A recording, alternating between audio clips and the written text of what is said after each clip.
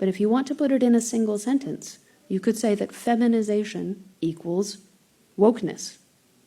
Everything you think of as wokeness is simply an epiphenomenon of demographic feminization.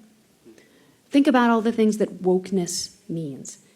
Valuing empathy over rationality, safety over risk, conformity and cohesion over competition and hierarchy. All of these things are privileging the feminine over the masculine. So if you have ever wondered why wokeness appeared out of nowhere when it did, that is my hypothesis, that all of the institutions that began admitting women in the 1970s eventually got enough women that they were able to reorient them. For example, women are consistently less supportive of free speech than men in surveys asking which is more important, protecting free speech or preserving an inclusive society. Approximately 2/3 of men say free speech, and approximately 2/3 of women say inclusive society. In moral reasoning, the traditional way of phrasing the difference between men and women is to say that women have an ethics of caring and men have an ethics of justice.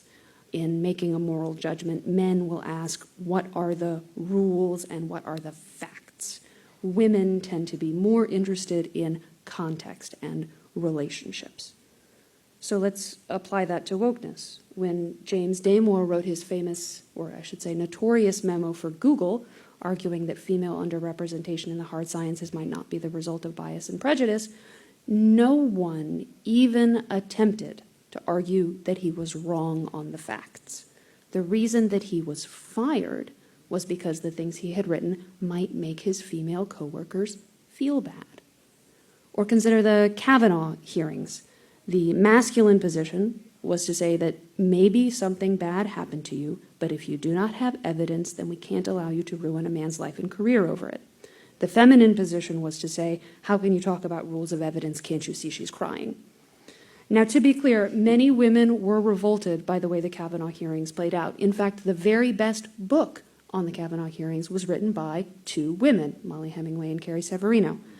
But a political system in which men predominate will tend to operate according to rules of facts and objectivity, and one in which women predominate will tend to operate by the rules of emotions and subjective facts.